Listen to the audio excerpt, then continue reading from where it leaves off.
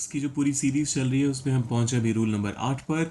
अभी तक हमने जो 7 रूल्स कवर किए उसमें से 6 सब्जेक्ट वर्ब अग्रीमेंट के थे और एक था हैविंग के अलग अलग इस्तेमाल पर।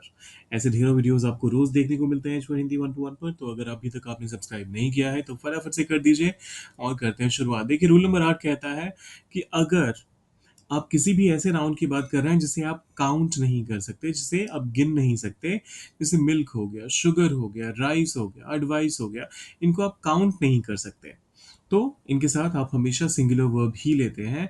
चाहे आप किसी छोटे से आइटम की बात करें या फिर किसी बहुत बड़े आइटम की बात करें, फर्क नहीं पड़ता। फर्नीचर में मान लीजिए आप एक छोटे से स्टूल की बात करें या फिर 6 बाय 6 का एक बेड हो, कोई फर्क नहीं पड़ता, it would always be considered singular.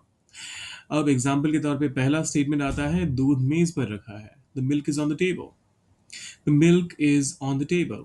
दूसरा एग्जाम्पल कहता है, चावल पक रहा है, द राइस इज कुकिंग। आप चाहें तो इसका पैसिव वॉइस भी इस्तेमाल कर सकते हैं, चावल खुद तो अपने आप को पका नहीं रहा, तो आप कह सकते हैं the rice is being cooked, the rice is being cooked. दोनों ही तरीके सही हैं। कुछ ही दिनों में हम एक्टिव पैसिव पे भी आ जाएंगे।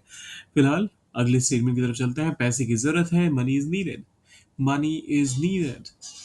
जानकारी उपयोगी है, the information is useful, the information is useful. Furniture नया है, the furniture is new, the furniture is new. फिर आता है, सलाह मददगार है, the advice is helpful, the advice. यहाँ ये ध्यान दीजिएगा, अगर आप एडवाइस का इस्तेमाल करते हैं ज वाला, जो कि ADVISE होता है, तो वो फिर आपका वर्ब हो जाता है। जब आप नाउन के तौर पे इसको इस्तेमाल करते हैं तो हमेशा ध्यान रखिए कि एडवाइस विद सी आएगा और इसका प्रोनाउंसिएशन भी एडवाइस होता है, स। The advice is helpful. फिर आता है, रेत जमीन पर फैली है, the sand is spread on the ground, the sand is spread on the ground. अगला एग्जाम्पल कहता है, पानी ठंडा है, the water is cold, the water is cold.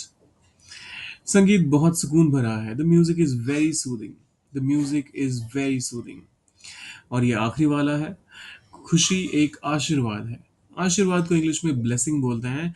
बाकी ट्रांसलेट आपने करना है, डालना है उसे कमेंट बॉक्स में, और जाने से पहले सब्सक्राइब, लाइक और शेयर कर दीजिएगा। मिलते हैं जल्दी।